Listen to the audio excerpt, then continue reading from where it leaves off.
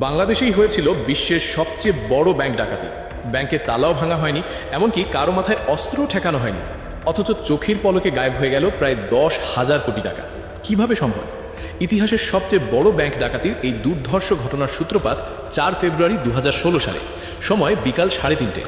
বাংলাদেশ ব্যাংকের 10 তলার high security রুমে রাখা একটা প্রিন্টার হঠাৎ করেই কাজ করা বন্ধ করে দেয়। স্ক্রিনে দেখায় সাধারণ কিছু এরর মেসেজ। তবে এই প্রিন্টারটা কোনো সাধারণ প্রিন্টার ছিল না। বিশ্বের যে কোনো দেশের সাথে বাংলাদেশ ব্যাংকের যখনই কোনো আন্তর্জাতিক আর্থিক লেনদেন হতো, এই প্রিন্টারে স্বয়ংক্রিয়ভাবে তার একটা রসিদ বা কাগজ প্রিন্ট হয়ে বেরিয়ে আসতো। ব্যাংকের কর্মীরা ভাবলেন এটা তো নিত্যদিনের সাধারণ সমস্যা, হয়তো একটু কাগজ আটকে গেছে, নেটওয়ার্ক বা প্রিন্টারে কোনো ঝামেলা হয়েছে, কারণ গত 1 মাস ধরেই প্রিন্টারটা মাঝে মধ্যে এমন সমস্যা করছিল। তাই এটাকে একটা রুটিন সমস্যা ভেবে সবাই এড়িয়ে গেল। কিন্তু এই সাধারণ এরর মেসেজের আড়ালে যে কত বড় একটা সাইবার সুনামি ঘটে যাচ্ছিল তা ওই মুহূর্তে কেউ টের পায়নি। কে জানতো এই প্রিন্টারটা আসলে নষ্ট হয়নি, বরং তাকে সুকৌশলে বন্ধ করে দেওয়া হয়েছিল। কিন্তু কেন? কারা করেছিল এই কাজ? আর কিভাবে একটা সামান্য প্রিন্টারের জ্যাম থেকে বেরিয়ে এলো শতাব্দীর সবচেয়ে বড় ব্যাংক লুটের কাহিনী? এই 10,000 কোটি টাকা চুরির পেছনে কোনো সাধারণ চোর ডাকাত ছিল না। তারা দরজা ভেঙে ঢোকেনি, ঢুকেছিল একটা সামান্য ইমেলের হাত ধরে। কিভাবে একটা চাকরির ইমেল বাংলাদেশ ব্যাংকের ভিত নাড়িয়ে দিল, সেই কাহিনী শুনলে আপনার রীতিমতো থ্রিলার সিনেমা মনে হতে পারে। ডাকাতির ঠিক 9 মাস আগের কথা, 2015 সালের মে মাস। ফিলিপাইনের ম্যানিলায় অবস্থিত আরসিবিসি ব্যাংকের জুপিটার স্ট্রিট শাখায় 4 জন ব্যক্তি এসে 4টি নতুন ব্যাংক অ্যাকাউন্ট খোলে। প্রতিটি অ্যাকাউন্টে জমা করা হয় মাত্র $500। অ্যাকাউন্টগুলো খোলার পর থেকে দীর্ঘ 9 মাস ওই অ্যাকাউন্টে আর একটা কানাকড়িও লেনদেন হয়নি। এই 4টি অ্যাকাউন্টই খোলা হয়েছিল বাংলাদেশ ব্যাংকের টাকাগুলো পাচার করার জন্য। কিন্তু ফিলিপাইনে বসে হ্যাকাররা কিভাবে বাংলাদেশের কেন্দ্রীয় ব্যাংকের সিস্টেমে ঢুকলো? এর শুরুটা হয়েছিল 2016 সালের জানুয়ারি মাসে। রাসেল আহলাম নামের এক ব্যক্তির অ্যাকাউন্ট থেকে বাংলাদেশ ব্যাংকের এইচআর বা মানব সম্পদ বিভাগে একটা ইমেল আসে। ইমেলের বিষয়বস্তু ছিল চাকরির আবেদন। ইমেলের সাথে অ্যাটাচমেন্ট হিসেবে দেওয়া ছিল একটা সিভি এবং একটা কভার লেটার। দেখতে একদম সাধারণ একটা জব অ্যাপ্লিকেশন, কিন্তু এই সাধারণ ইমেলটাই ছিল হ্যাকারদের পাতার সবচেয়ে বড় ফাঁদ। ব্যাংকের 3 জন কর্মী স্বাভাবিকভাবেই সেই সিভিটা ডাউনলোড করেন, আর ডাউনলোডের সাথে সাথে ওই ফাইলের ভেতরে লুকিয়ে থাকা মারাত্মক এক ম্যালওয়্যার বা ভাইরাস বাংলাদেশ ব্যাংকের পুরো সিস্টেমে ঢুকে পড়ে। এই ম্যালওয়্যারটা এতটাই ভয়ঙ্কর ছিল যে এটি ব্যাংকের সফটওয়্যারে ক্যান্সারের মতো ছড়িয়ে পড়ে। এর ফলে হ্যাকাররা দেশের বাইরে বসে শুধু কয়েকটা মাউস ক্লিকের মাধ্যমে পুরো ব্যাংকের সিস্টেমের নিয়ন্ত্রণ নিজেদের হাতে নিয়ে নেয়। হ্যাকাররা সিস্টেমে ঢুকে পড়ল বটে, কিন্তু চাইলেই তো আর হাজার হাজার কোটি টাকা নিজেদের পকেটে আনা যায় না। এর জন্য দরকার এমন একটা সিস্টেম যার মাধ্যমে টাকা দেশের বাইরে নেওয়া যায়। হ্যাকাররা এবার টার্গেট করলো বিশ্বের সবচেয়ে সুরক্ষিত আর্থিক লেনদেনের নেটওয়ার্ককে। কিন্তু কিভাবে তারা এই দুর্ভেদ্য দুর্গ ভেদ করলো? প্রায় 1 মাস ধরে ব্যাংকের সিস্টেমের ভেতরে ঘাপটি মেরে বসেছিল হ্যাকাররা। ব্যাংকের কর্মীরা কখন অফিসে আসেন, কখন কোন কম্পিউটারে লগ ইন করেন, কিভাবে টাকা লেনদেন হয় আর কবে ছুটি থাকে, সব কিছু তারা দূর থেকে বসে মনিটর করছিল। 1 মাস ধরে এই রুটিন বোঝার পর 4 ফেব্রুয়ারি তারা তাদের আসল কাজ শুরু করে। যে কোনো আন্তর্জাতিক বড় লেনদেনের জন্য ব্যাংকগুলো সুইফট সিস্টেম ব্যবহার করে। এই সুইফট হলো আন্তর্জাতিক ফান্ড ট্রান্সফারের সবচেয়ে সুরক্ষিত একটা মেসেজিং নেটওয়ার্ক। ধরুন ভারতের রিজার্ভ ব্যাংক যদি অন্য কোনো দেশের ব্যাংকে টাকা পাঠাতে চায়, তবে তারা সুইফট সিস্টেমের মাধ্যমে একটা রিকোয়েস্ট পাঠাবে। এরপর সেই রিকোয়েস্ট যাচাই বাছাই করে টাকাটা ট্রান্সফার করা হয়। সুইফট সিস্টেম হ্যাক করা প্রায় অসম্ভব, তাই হ্যাকাররা সুইফট হ্যাক না করে একটু ভিন্ন পথ ধরল। তারা বাংলাদেশ ব্যাংকের সিস্টেমের দুর্বলতাকে কাজে লাগিয়ে ব্যাংকের সুইফট টার্মিনালের কনফিগারেশন ফাইল এবং আসল পাসওয়ার্ডগুলো চুরি করে নিল। অর্থাৎ তারা সিস্টেম ভাঙেনি, উল্টে সিস্টেমের চাবিটাই চুরি করে নিয়েছিল। এরপর 4 ফেব্রুয়ারি থেকে 5 ফেব্রুয়ারির মধ্যে হ্যাকাররা নিউ ইয়র্কের ফেডারেল রিজার্ভ ব্যাংকে, যেখানে বাংলাদেশ ব্যাংকের বৈদেশিক মুদ্রার রিজার্ভ রাখা থাকে, সেখানে মোট 35টি পেমেন্ট রিকোয়েস্ট পাঠায়। এই 35টি রিকোয়েস্টের মোট টাকার অঙ্ক ছিল $991 মিলিয়ন, যা বাংলাদেশি টাকায় প্রায় 10,000 কোটি টাকার কাছাকাছি। হ্যাকারদের টার্গেট ছিল এই পুরো টাকাটা নিউ ইয়র্ক থেকে ফিলিপাইনে ট্রান্সফার করে নেওয়া। পুরো গেম প্ল্যানটা শুনলে মাথা ঘুরে যাবে।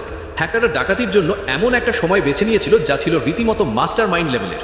3 দেশের ছুটির দিনগুলোকে তারা এমনভাবে এক সুতোয় গেঁথেছিল যে কেউ চাইলেও কাউকে ফোন করে আটকাতে পারবে না। কিভাবে তারা এই টাইমিংটা মেলালো? হ্যাকারদের এই ডাকাতির সবচেয়ে বড় অস্ত্র ছিল এই টাইমিং বা সময় জ্ঞান। তারা ডাকাতির জন্য 4 ফেব্রুয়ারি বিকাল 5টা বেছে নিয়েছিল। কেন জানেন? কারণ বাংলাদেশের সাপ্তাহিক ছুটি হলো শুক্রবার এবং শনিবার। বিকেলে কাজ করে হ্যাকাররা জানতো যে পরের 2 দিন বাংলাদেশ ব্যাংক পুরোপুরি বন্ধ থাকবে, কেউ কোনো রিকোয়েস্ট চেক করবে না। এদিকে নিউ ইয়র্কের ফেডারেল রিজার্ভ ব্যাংকে শুক্রবার কোনো ছুটি নেই, সেখানে পুরো দমে কাজ চলছে। তাই তারা শুক্রবারেই বাংলাদেশ থেকে আসা ওই ভুয়ো রিকোয়েস্টগুলো প্রসেস করতে শুরু করে। এরপর যখন শনিবার এলো, তখন আমেরিকায় শুরু হলো তাদের সাপ্তাহিক ছুটি, মানে শনি ও রবি। অর্থাৎ যখন বাংলাদেশ ব্যাংক রবিবার খুলবে, তখন আবার নিউ ইয়র্কের ব্যাংক বন্ধ। কাহিনী এখানেই শেষ নয়। সোমবার ফিলিপাইনে আবার চাইনিজ নিউ ইয়ার বা চীনা নববর্ষের সরকারি ছুটি ছিল। অর্থাৎ বাংলাদেশ, আমেরিকা আর ফিলিপাইন এই 3 দেশের ক্যালেন্ডার মিলিয়ে হ্যাকাররা টানা 5 দিনের একটা গ্যাপ তৈরি করেছিল। এই 5 দিন কোনো দেশের ব্যাংকই অন্য দেশের ব্যাংকের সাথে অফিসিয়ালি কোনো যোগাযোগ করতে পারবে না। দেশগুলো যখন সাপ্তাহিক ছুটিতে মগ্ন ছিল তখন নীরবে পাচার হয়ে যাচ্ছিল $1 বিলিয়ন। রবিবার সকালে যখন বাংলাদেশ ব্যাংকের কর্মীরা অফিসে এলেন তখন তারা ওই নষ্ট হয়ে থাকা প্রিন্টারটা মেরামত করেন, আর মেরামত করার সাথে সাথে আটকে থাকা রসিদগুলো ক্রমাগত প্রিন্ট হতে শুরু করে।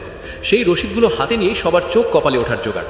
তারা দেখেন নিউ ইয়র্কের ফেডারেল ব্যাংক থেকে 35টি ট্রানজ্যাকশনের মাধ্যমে প্রায় $1 বিলিয়ন ফিলিপাইন এবং শ্রীলঙ্কায় ট্রান্সফার করার রিকোয়েস্ট করা হয়েছে। সাথে সাথে বাংলাদেশ ব্যাংক থেকে নিউ ইয়র্ক ফেডে মেসেজ পাঠানো হয় এই ট্রানজ্যাকশনগুলো থামানোর জন্য। কিন্তু ততক্ষণে অনেক দেরি হয়ে গেছে, কারণ সেদিন রবিবার, আমেরিকায় ছুটির দিন। নিউ ইয়র্ক ফেডের কেউ সেই মেসেজ দেখলই না। সোমবার যখন নিউ ইয়র্ক ফেড খুলল তখন ফিলিপাইনে চাইনিজ নিউ ইয়ারের ছুটি, কেউ কারো সাথে যোগাযোগ করতে পারছিল না। কিন্তু কপাল খারাপ হলে যা হয় সেটাই ঘটল হ্যাকারদের সাথে। তাদের এত নিখুঁত একটা প্ল্যান ভেস্তে গেল শুধুমাত্র দুটো ছোট্ট শব্দের ভুলের জন্য। নিউ ইয়র্ক ফেড থেকে 35টি রিকোয়েস্টের মধ্যে প্রথম 5টি রিকোয়েস্ট অ্যাপ্রুভ হয়ে গিয়েছিল, যার মধ্যে 4টি রিকোয়েস্টের মাধ্যমে $81 মিলিয়ন ফিলিপাইনের ওই আরসিবিসি ব্যাংকে চলে যায়। আর পঞ্চম রিকোয়েস্টের মাধ্যমে $20 মিলিয়ন পাঠানো হয়েছিল শ্রীলঙ্কার শালিকা ফাউন্ডেশন নামের একটা এনজিওর অ্যাকাউন্টে। টাকাটা যাওয়ার কথা ছিল জার্মানির ডয়েচে ব্যাংকের মাধ্যমে, কিন্তু ডয়েচে ব্যাংকের এক কর্মচারী একটা বানান ভুল ধরতে পারেন। হ্যাকারটা ফাউন্ডেশন বানানটা ভুল করে ফান্ডেশন লিখেছিল। এত বড় একটা লেনদেনে এমন বানান ভুল দেখে ডয়েচে ব্যাংকের সন্দেহ হয়। তারা সাথে সাথে ট্রানজ্যাকশনটা আটকে দেয় এবং বাংলাদেশ ব্যাংকের কাছে কনফার্মেশন চায়। পরে খোঁজ নিয়ে জানা যায় শ্রীলঙ্কায় শালিকা ফাউন্ডেশন নামে কোনো অস্তিত্বই নেই, পুরোটাই ভুয়ো। শুধুমাত্র একটা ওয়ের জায়গায় ইউ লেখার জন্য হ্যাকারদের হাতছাড়া হয়ে যায় $20 মিলিয়ন। বাকি যে 30টি রিকোয়েস্ট ছিল, যার মূল্য ছিল প্রায় $870 মিলিয়ন, সেগুলো আটকে যাওয়ার ঘটনাটি আরও অদ্ভুত। হ্যাকাররা ফিলিপাইনের যে ঠিকানায় টাকা পাঠাচ্ছিল তার মধ্যে জুপিটার শব্দটা ছিল, কারণ আরসিবিসি ব্যাংকের ওই শাখাটা জুপিটার স্ট্রিটে ছিল। কিন্তু আমেরিকার স্যাংশন বা নিষেধাজ্ঞার তালিকায় জুপিটার শিপিং লিমিটেড নামে ইরানের একটা কোম্পানির নাম ছিল। আমেরিকার সিস্টেমে যখনই জুপিটার শব্দটা অটোমেটিক অ্যালার্ম বাজায়, নিউ ইয়র্ক ফেড সাথে সাথে বাকি 30টি ট্রানজ্যাকশন হোল্ড করে দেয়। এই একটা মাত্র শব্দের কারণে বেঁচে যায় বাংলাদেশের প্রায় 8.5 কোটি টাকা। কিন্তু যে $81 মিলিয়ন ফিলিপাইনে ঢুকে পড়েছিল সেগুলো কি হলো? ওই যে 2015 সালের মে মাসে 4টে ভুয়ো অ্যাকাউন্ট খোলা হয়েছিল, ওই অ্যাকাউন্টগুলোতেই এই টাকাগুলো ঢোকে। এরপর সেই বিশাল অঙ্কের ক্যাশ টাকা ফিলিপাইনের ফিলরেম নামের একটা রেমিটেন্স কোম্পানির মাধ্যমে ফিলিপাইনের মুদ্রা পেসোতে কনভার্ট করা হয়। এরপর সেই বিশাল অঙ্কের ক্যাশ টাকা ফিলিপাইনের মাইডাস এবং সোলারি নামের দুটো বড় ক্যাসিনোতে চলে যায়। ক্যাসিনোর টেবিলে জুয়ার চিপস হিসেবে সেই টাকা হাত বদল হয়ে পুরোপুরি হোয়াইট মানি বা বৈধ টাকায় পরিণত হয়ে যায়। এরপর সেই টাকা কোথায় কার পকেটে গেছে তার আর কোনো হদিস পাওয়া যায়নি। সবচেয়ে আশ্চর্যের ব্যাপার হলো, এত বড় একটা চুরির ঘটনা ঘটে যাওয়ার পরও বাংলাদেশ ব্যাংকের উচ্চপদস্থ কর্মকর্তারা প্রায় 1 মাস বিষয়টা ধাপাচাপা দেওয়ার চেষ্টা করেছিলেন। এমনকি দেশের তৎকালীন অর্থমন্ত্রীও নাকি খবরটা জানতে পেরেছিলেন পত্রিকা পড়ে। পুরো ঘটনা জানাজানি হওয়ার পর দেশে বিদেশে তুমুল হইচই পড়ে যায়। পরিস্থিতি সামলে না পেরে অবশেষে বাংলাদেশ ব্যাংকের তৎকালীন গভর্নর আতিউর রহমান পদত্যাগ করতে বাধ্য হন। এই ঘটনার তদন্ত করতে আমেরিকা থেকে সাইবার সিকিউরিটি টিম আনা হয়। তারা তদন্ত করে দেখে এই হ্যাকিংয়ের কোডিং স্টাইল এবং আইপি অ্যাড্রেসের সাথে 2014 সালে সনি পিকচার্স হ্যাক হওয়ার ঘটনার হুবহু মিল আছে। আর ওই হ্যাকিংয়ের পেছনে ছিল উত্তর কোরিয়ার দুর্ধর্ষ হ্যাকার গ্রুপ ল্যাজারাস। উত্তর কোরিয়ার ওপর আমেরিকার কঠোর নিষেধাজ্ঞা থাকায় তাদের বৈদেশিক মুদ্রার প্রচণ্ড অভাব ছিল, আর সেই অভাব মেটাতেই তারা দেশের সেরা মেধাবী হ্যাকারদের কাজে লাগিয়ে বিশ্বের বিভিন্ন দেশের ব্যাংক থেকে টাকা চুরি করে আসছিল। বাংলাদেশের এই ঘটনাটাও ছিল তাদেরই একটা মাস্টার প্ল্যান।